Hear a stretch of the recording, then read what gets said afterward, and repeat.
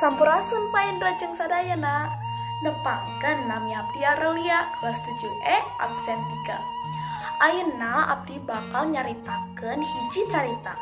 Nyaeta Eleh Kuno Pinter. Wilujeng nyakseni. Di leuweung aya sumber cai nu tarasaat.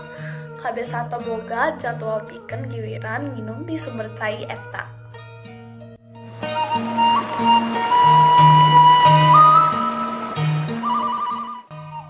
Kabeh sato ngarasa haus pisan di usum halodo, tapi tak aya nu wani minum di luar jadwalna.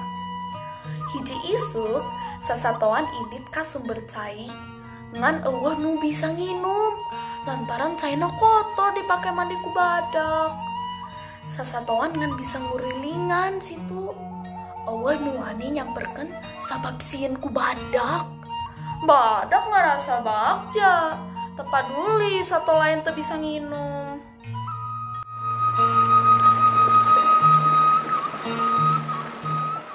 Isukna badak keneh wae mani di situ. Tutungna kabeh sato neangan jalan keluar, meh badak ninggalkeun situ.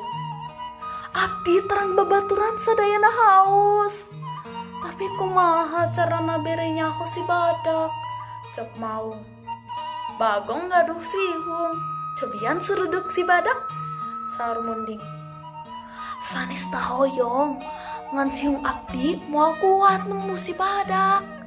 Walon Bagong, kumaha lamun Pecang ngeuleuhkeun si badak, sajan anjeunna pinter. Cek mau, mangga abdi cobian, saur Pecang. Pecang ngadakateun badak nukar mandi di situ. Wilujeng enjing bapak nu perkasa tahe babandingan. Hapunten abdi ngaganggu kagiatan bapak, sabab aya nu penting nu kedah abdi nepikeun, saur Pecang. Badak langsung hudang ngadenge aya sato nu muji manehna. Aya naon Pecang? Walon badak. Abdi makarunya Pak, awak badak ngumbara dina solokan letik. Cenah mah aya nunutupan jalur cai meteng ngocor.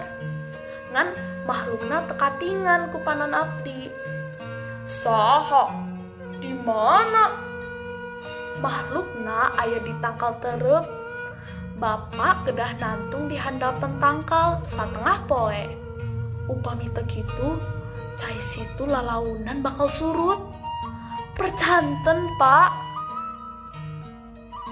Badak langsung lempang ke tangkal tereup, sabari ngaos tanggal satengah poe. Sementara eta, satu sejen hiji-hiji datang minum cai. Hatur nuhun Pak Indra jeung sadayana. Dadah.